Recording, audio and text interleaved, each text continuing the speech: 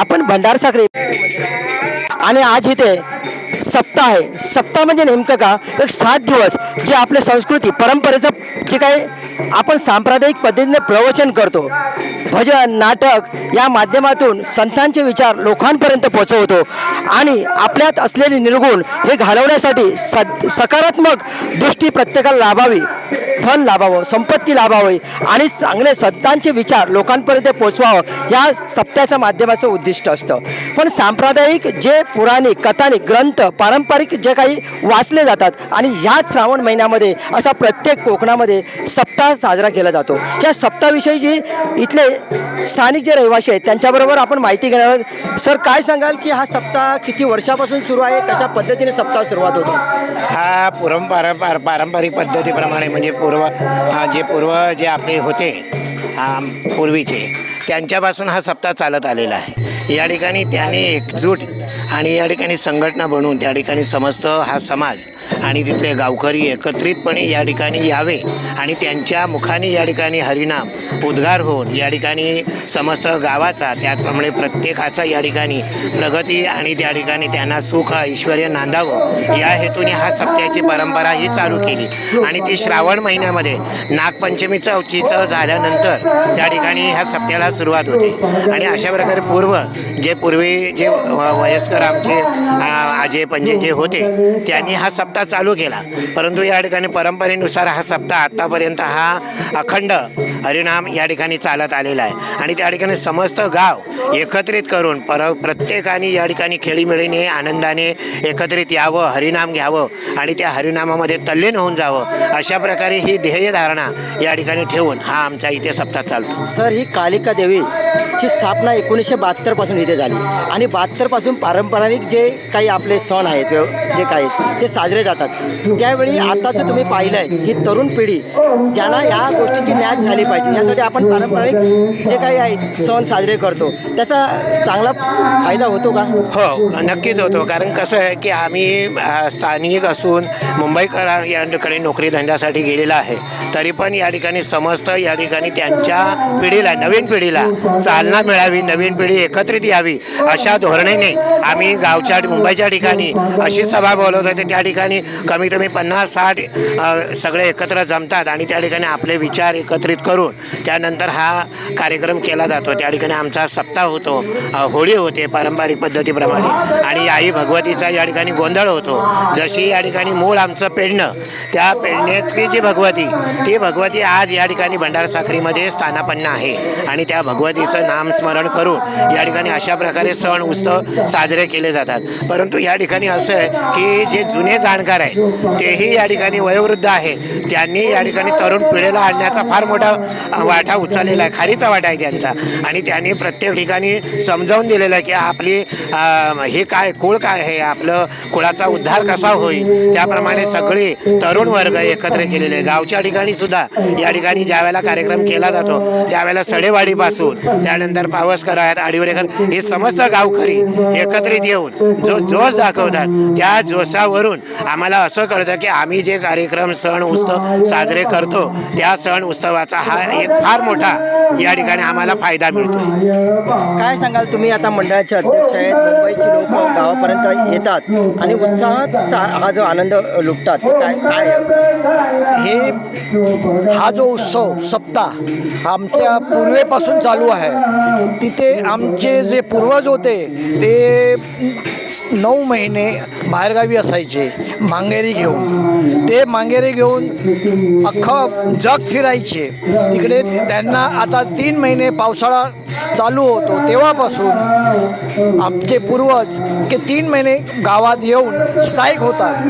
सर्व मंडळी म्हणजे लहान मुलांपासून ते वृद्ध पुरुषांपर्यंत महिलांपासून सर्वजण 3 महिने एकत्र येतात आणि श्रावण महिन्यात जो हा सप्ताह चालू असतो तो एकत्र येऊन सगळा उत्सव चालू ठेवलेला आहे अजूनपर्यंत. आणि आता नवीन पिढीने उत्साहात भाग घ्यावा आणि पुढे येऊन आता जे आता पालक असतील त्यांनी नवीन पिढीला प्रोत्साहन करायला पाहिजे की आपण गावाला जाऊन उत्सव साजरा करायचा. होळी, सप्ताह, गणपती आणि गोंधळ जे काय असतील त्यांनी आता नवीन पिढीने आता पुढे यावं ही आमच्या सगळ्यांची इच्छा आहे. आणि सगळ्या पालकांनी आपल्या मुलांना उत्सवाला प्रोत्साहन देऊन त्यांना पुढे आणावं हीच आमची सगळ्यांची इच्छा आहे.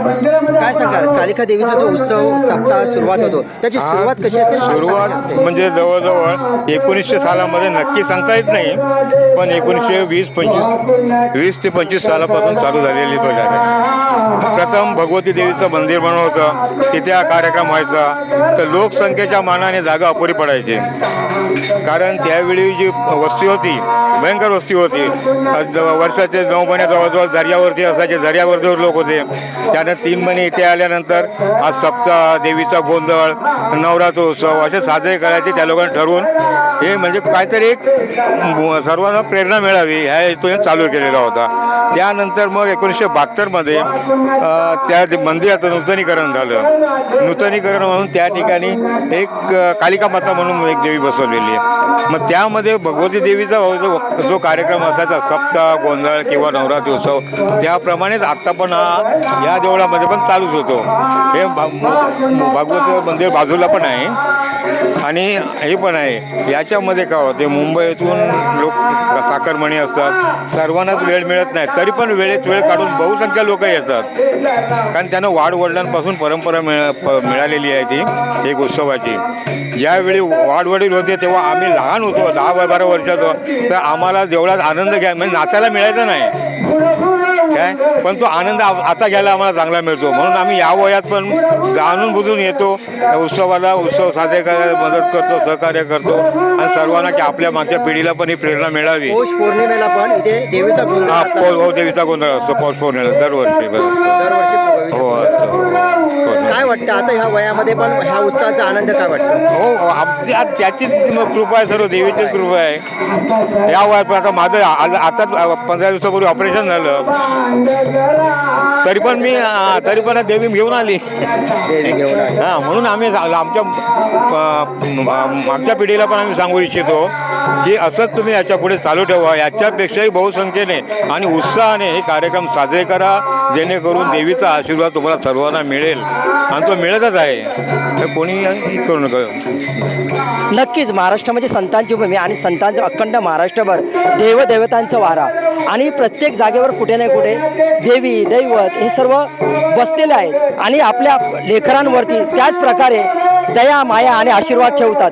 कितीही परदेशामध्ये गेल्यानंतर गावची ओढ लागावी अशी प्रत्येक त्या देवीची इच्छा असते. आणि ह्या सर्व कार्यक्रमाच्या माध्यमातून उद्दिष्ट हेच आहे, सांप्रदायिक म्हणा, प्रवचन म्हणा, काही नाटक, कला लोकनृत्य ह्या माध्यमातून प्रत्येक व्यक्तींपर्यंत चांगले विचार लोकांपर्यंत पोहोचवण्याचं काम म्हणजे हे संप्रदाय. आणि या संप्रदायाच्या माध्यमातून जे आजचं जे आहे हे पारायण होतं किंवा आजचा जो सप्ताह होतो 7 दिवस लोकांचं तन मन धन अर्पून अखंड ह्या सप्ताहामध्ये भजन असो, कीर्तन असो, नामस्मरण सतत गाजत असतं. आणि हा संदेश असतो की आयुष्यात सत्कार्य काय करायचं असेल तर हे नामस्मरण करायचं असेल.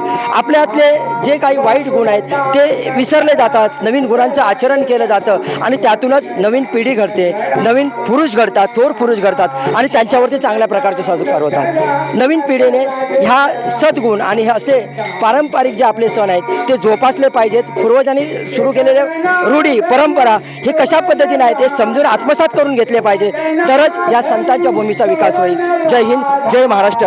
आपल्याला प्रभात समाचार लाईव्ह चॅनल आपलं आवडत असेल तर नक्कीच पाहायला विसरू नका. सबस्क्रायबर आणि लाईक करा. जय महाराष्ट्र. धन्यवाद. पुढील व्हिडिओ पाहण्यासाठी प्रभात समाचार यूट्यूब चॅनलला सबस्क्राईब करा.